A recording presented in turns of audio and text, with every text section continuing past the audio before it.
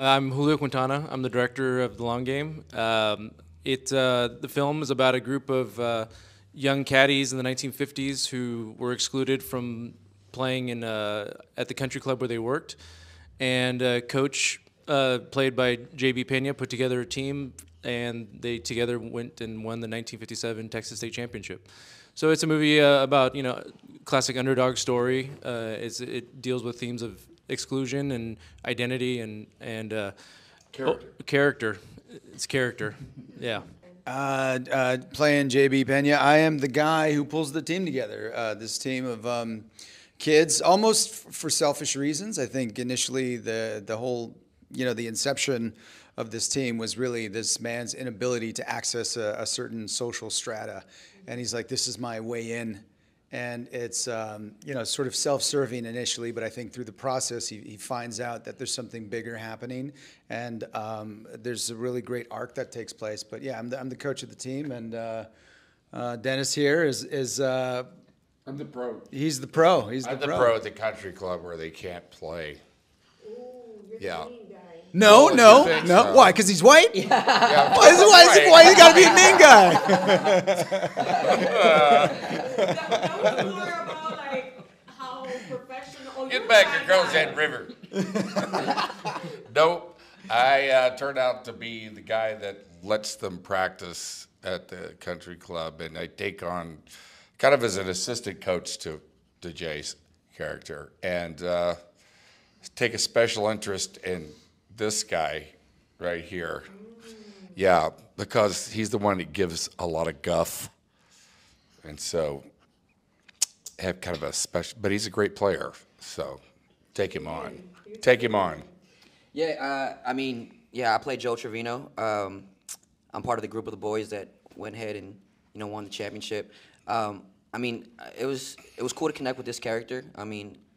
Just given the full circumstances of obstacles that was given in front of him, and just being able to connect with that dream that he had, and just connect with the struggle that he had to do, and it was really fun. It was good. Yeah. But this story it's an amazing story because it's in the 50s. It's during a time of segregation, discrimination that had been going on in America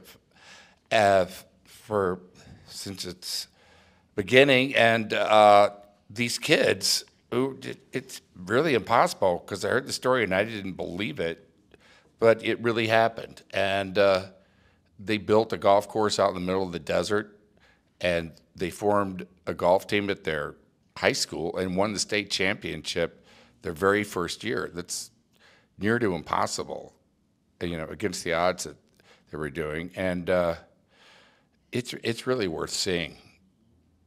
That's the reason I like to do movies, is because of the story. Yeah. In fact, and this is like one of those stories. Lucy Pena is the loving, supportive wife of JB, who's a bit progressive and nurturing, and knows exactly what he needs during this transition of his life. The guy just wants to play golf, right? So I think she experiences all the boys, the high school boys, as a family, as a family she wished she had. So, yeah. You'll catch me there, lying in bed with Jay Hernandez. I know. Yeah. Historically, in this period, that was sort of the way people were treated by white people. Hispanic people and black people in 1950, wasn't 56. 56 when I was born. Thank you very much. But I play Judge Cox, who is a powerhouse in the community and also probably a part owner of the country club, I would imagine. I don't think I wrote that, but that's fine. I don't know. He's built the backstory for his character. I think he owned part of it. But it's based on a book called Mustang Miracle. And the judge was reticent about letting a bunch of Hispanic kids play golf at his white country club, where he was a member. So that's the essence of who he is. In the book, he's not as bad as he is in the movie, but I did what needed to be done so that you have a nemesis, basically.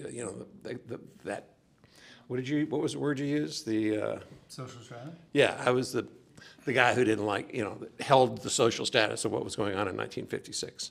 Yeah, but just to sort of like jump off that point, one thing that was important to Julio and myself, and I think everybody involved in the project, was to not have, sort of the white characters, the white elements of this film to be like a monolith of like racism, and like some, these characters that lack depth, and they were just like placeholders for racism. We wanted them to be a little more complex than that. And there are also characters within that white world, in that sort of social strata, that are in sort of opposition to that and kind of navigating their way through it, right? So I think that was very important for me because obviously, like, everybody is really sensitive about this stuff, right? And it's an important thing. It's an important thing to discuss. It's an honest thing. Like, we should have these conversations, but it's never black and white. There's always colors. There's always shades, and even for a character like him, how do you know that his backstory is like his dad's a complete racist and he would love to have a certain perception about people, but he can't because of just socially where he's at. I mean, I was meaner to my son than I was to these guys because he kept losing to them, and I was getting pissed off. But I think the most important thing is to be authentic, staying true. in the telling of it, and that's where you'll get somewhere around the truth.